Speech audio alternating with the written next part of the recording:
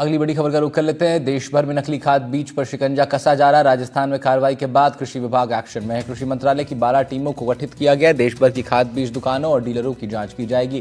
किशनगढ़ में आधा दर्जन से ज्यादा स्थानों पर सैंपलिंग की जा रही है। आपको बता दें, बीते दिनों में कई बार कृषि विभाग अब एक्टिव हुआ है। खासतौर पर खुद कृषि मंत्री किरोड़ीलाल मीणा ने कई अलग अलग जगहों पर जाकर के छापेमारियां की है।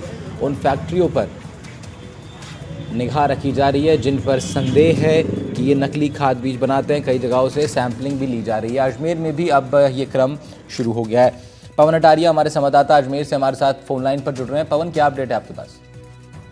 बिल्कुल, देखिए, लगातार जिस तरीके से किरोड़ीलाल मीणा ने किशनगढ़ और अलग अलग जगहों पर नकली खाद के गोदाम और फैक्ट्रियों पर छापे मारे थे, उसी को ध्यान में रखते हुए अब देश भर में कृषि मंत्री शिवराज सिंह चौहान और राज्य मंत्री भागीरथ चौधरी के निर्देशन में 12 विशेष टीमों का एक गठन किया गया है, जो अलग अलग पूरे भारत में अलग अलग जगह जाकर खाद बीज जहां पर बिक रहे हैं उनकी दुकानों में से जाकर खाद का सैंपल ले रही है।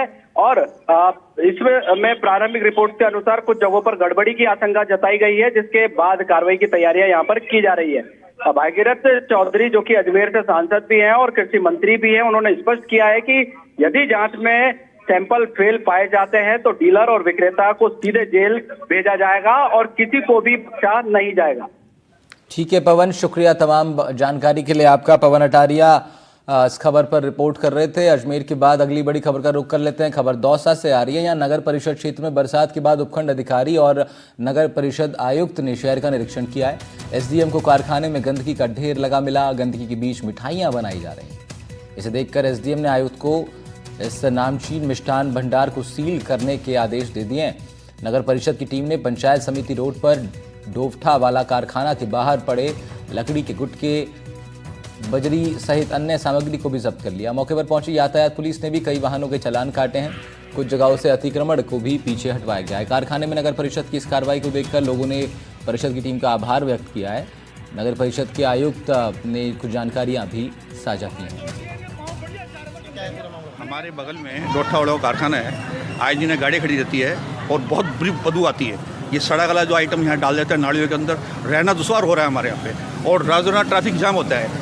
हमारे मकान के सामने एक गाड़ी खड़ी है 10 साल से, जिससे हमने यातायात वालों को कह दिया, नगर परिषद को कह दिया, पुलिस वालों को कह दिया, सबको कह दिया, लेकिन कोई सुनता नहीं है और उनका काम है वो उनका काम डाल के चल जाते हैं। आज सुबह उपखंड अधिकारी महोदय के साथ में निरीक्षण किया गया था। निरीक्षण के दौरान जब हम पंचायत समिति रोड से निकले तो उस रोड को, आधे रोड पे कब्जा कर रखा था। और जब एसडीएम साहब ने, हमने इस डोइठा वाले के अंदर जा कर के देखा तो उसने काफ़ी गंदगी कर रखी थी।